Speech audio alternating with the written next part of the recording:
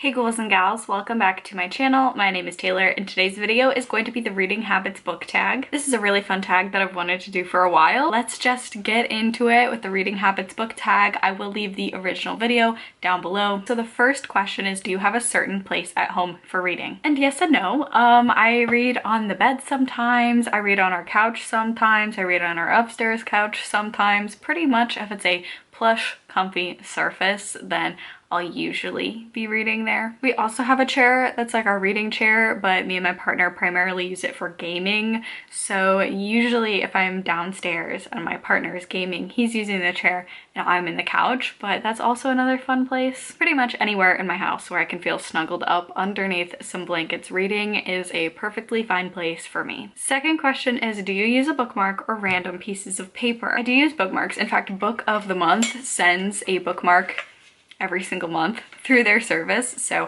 I have quite a few that I use. I don't actually have too many that I've purchased just because Book of the Month really hooks you up with the free bookmarks, but I do have some really nice bookmarks that I will use occasionally. I just have like this fun little anxiety quirk of mine where I want to like save them for special occasions, special books. So like for example, this is one from the Poppy War. I only use it when I read the Poppy War series. I know that's a little mental of mine. I also have a Cujo bookmark. I usually only use these for Stephen King books. So yes, I do use bookmarks. If I don't have a bookmark on hand, I will memorize the page rather than putting something random in there. Don't know what it is. I'll just memorize the page. And as a kid, I didn't use bookmarks. I didn't dog ear pages. I just remembered I would have to read to the end of the chapter and then I'd remember the chapter or the page number that I was on. So yeah, it is rare that I don't have a bookmark on hand because if I'm reading outside of my house, it's normally an audiobook, but I got plenty of these guys. It would be a shame not to use them. Question number 3, can you just stop reading or do you have to stop after a chapter or a certain amount of pages? And it really depends. I prefer to end on a chapter, like when a new chapter starts, that's a really good place for me. However, if I'm reading a book with really long chapters and there's a scene that takes place and there's a clear like marker in the page that designates maybe another point of view or I'm moving on to a new scene and I feel like that scene is going to start a large section, and if I'm like done with reading for the day, if I need to go to bed or something like that and I don't want to start a whole new conflict or scene, I will end there. It's not my preference to end in the middle of the scene, but I definitely can, so if I have to I will, but I do like at least concluding a scene if not a chapter, at least in terms of physical books. Now for audiobooks, that's a different ball game. I will just wait until the narrator is done wrapping up their sentence that they're on and I'll just pause it. I don't really go by any sort of standards, I guess, for my audiobooks in terms of that. I can just pause whenever. For those, don't know what that is, like what the difference is, but I don't need to wait for the beginning of a chapter for those. The next question is, do you eat or drink while reading? Again, in terms of audiobooks, it really doesn't matter because I'm not holding anything in my hand, so I can eat, I can drink, whatever. If it's a physical book, I can drink, I can't eat. I'm very much a person driven by texture and I don't like the feeling of even just holding a plate with no food on it. Technically, I can't hold that and then a book at the same time. It's just, I feel like I'm gonna get it dirty. I'm an adult, I'm not a messy eater, but I have that paranoia. So I don't eat when I physically read, but I do often drink, and it can just be whatever drink I have lying around. I'm not picky in terms of that, but definitely no food by my physical books. Question number 5, multitasking while reading. Do you listen to music or watch TV while you're reading? And for me, yeah, I do. I'm pretty bad at it. I'm trying to get better about multitasking because for me, a lot of times it's like my anxiety saying I have to be productive at all times, but I won't ever turn on a TV when I'm reading. Like I might put on a soundscape and to me that is different than like a TV show, but if my partner's watching something on the TV, I can read. It doesn't bother me, but it's not something that like I'll put on to read a book. In terms of music, I'm a big fan of listening to like soundtrack music or lo-fi music or soundscapes while I am reading, just nothing with like lyrics that I'd want to sing along to, but I'm really easygoing like when it comes to stuff like that.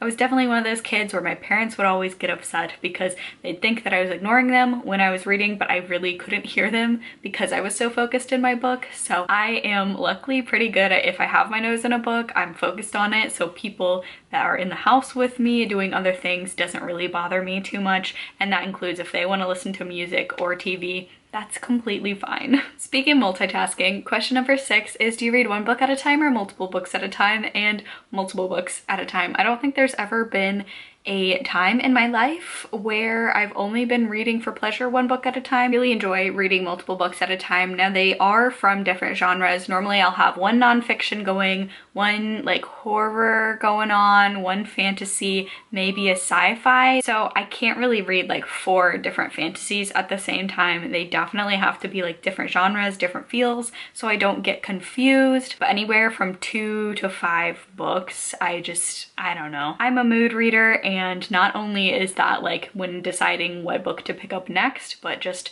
I like having a selection for when I'm like, I'm in a reading mood, I want to read a book, I'm gonna choose from one of the several books that I have going on at the same time. Question number 7 is, do you prefer reading at home or reading everywhere? And honestly, I don't really have a preference. Physically, I like reading better at home because I don't like taking my books places, but audiobooks, I primarily read them like during my commute or at work, anywhere that I'm not at home. So I guess technically I have to say I prefer everywhere because I do read pretty much everywhere. It just depends on the content.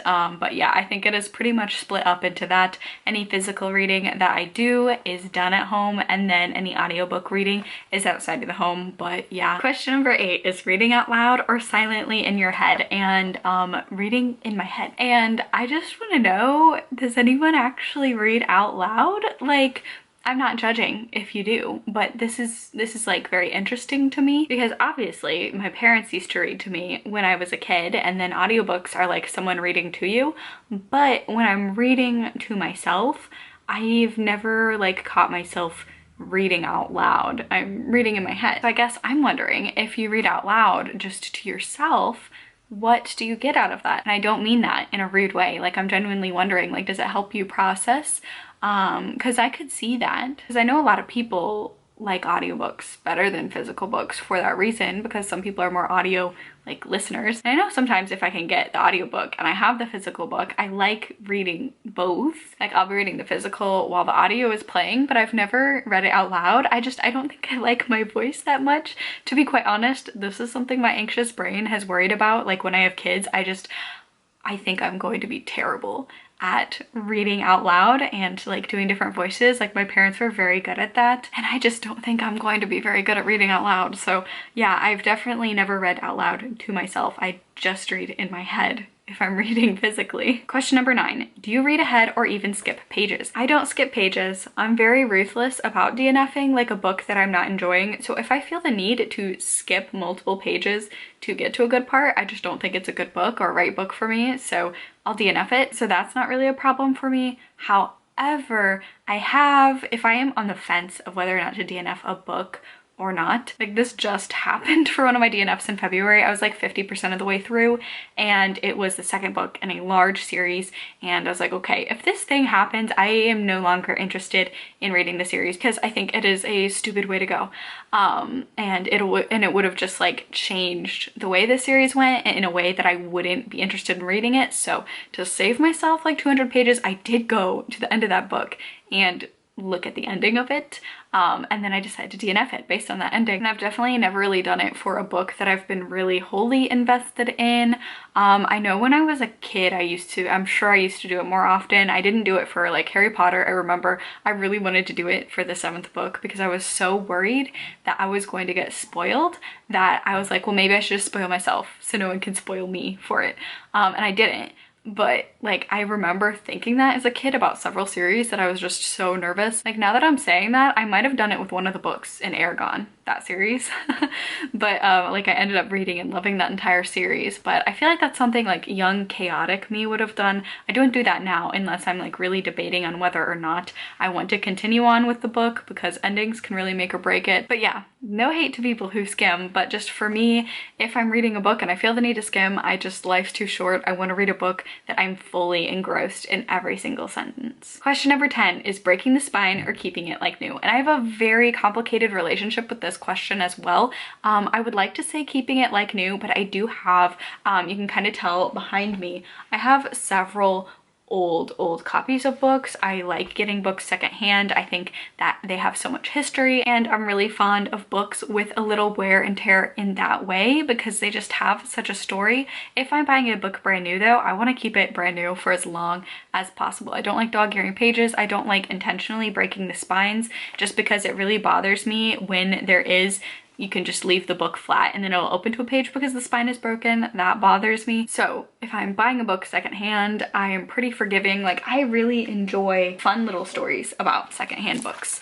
Like, for example, my copy of Dolores Claiborne that I bought secondhand has one of these book plates from the Library of, and just I love that. I love that someone else had this and enjoyed it. And just I like little bits of history like that, but I don't do that to my books. I like keeping them, especially because I have a theory, especially in the time of COVID, that a lot of books, like the publications and like the productions of the books, are kind of getting rushed. So I feel like I've had some bad luck with like newer books that I've bought recently, they just don't feel as high quality as older books that I have that have like really stood the test of time. So if I'm buying them new, I want to keep them like as like new as possible, especially if they're the hardcovers that just have like the glue binding right there instead of like that little piece of, I don't know what it is, like cloth or something right there. I feel like these are a lot more sturdy than the ones that just have like the glue binding them together. So I kind of try and keep them as like new as possible. And then the last question is, do you write in your books? And I don't really, as a rule,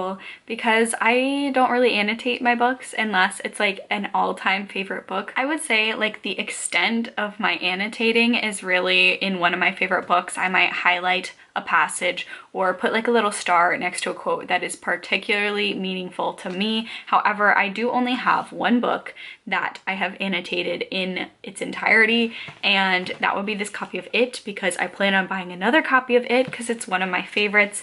And this one I did go through the whole entire book and annotate it. For example, it's mostly just highlighting passages, but there are several passages where I did write, and I'm trying to find one where it's like not a big spoiler.